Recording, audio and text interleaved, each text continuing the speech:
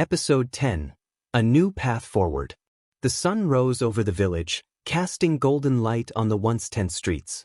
News of Henry's downfall spread quickly, bringing a sense of relief and cautious optimism to both the palace and the villagers. Astor stood on the balcony overlooking the courtyard, the weight of recent events still heavy on his shoulders but with a glimmer of hope in his heart. King Roland approached, his expression softer than Astor had seen in years. "You've shown courage and wisdom, my son," the king said. "I see now why you sought to understand the lives of our people. Perhaps I have much to learn from you." Astor turned to his father, a mix of gratitude and resolve in his eyes. "Thank you, father. I only hope we can work together to make things better for everyone." The king nodded thoughtfully. "We will. And as for the village, they will need reassurances that their voices will be heard. You shall lead this effort." Astor's heart swelled with determination. "I won't let you down." Later that day, Astor rode to the village, accompanied by Marcus and a small group of royal advisors. The villagers gathered in the square, murmuring among themselves as Astor dismounted.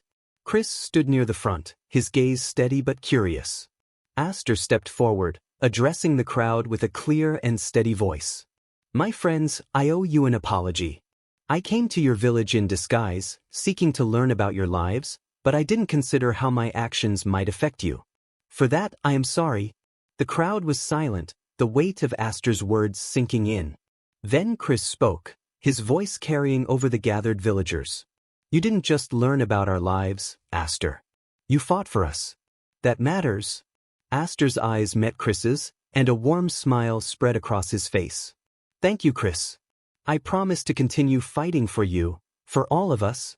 In the days that followed, Astor worked tirelessly to bridge the gap between the palace and the village.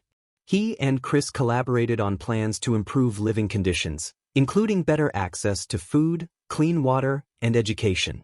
Chris's carpentry skills became instrumental, and the wooden cat carving he had once given Astor now sat proudly on the prince's desk as a reminder of their bond. One evening, as the two of them walked along the riverbank, Chris turned to Astor, his expression thoughtful. "You've changed a lot, you know." Astor chuckled softly. "Maybe. Or maybe I just finally found the courage to be who I'm meant to be." Chris grinned, his confidence returning. "Well, whoever you are, you're doing a pretty good job." They walked in companionable silence, the bond between them stronger than ever. The stars above seemed brighter, as if reflecting the hope that now filled their lives. Back at the palace, King Roland implemented new policies inspired by Astor's efforts. Villagers were invited to voice their concerns, and new reforms were put in place to ensure fairness and opportunity for all.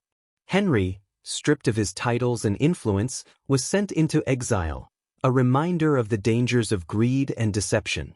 As Astor watched the changes unfold, he felt a deep sense of fulfillment. His journey had taught him the value of empathy and the strength found in unity.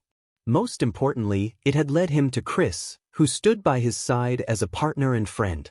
Together, they looked toward the future, ready to face whatever challenges lay ahead.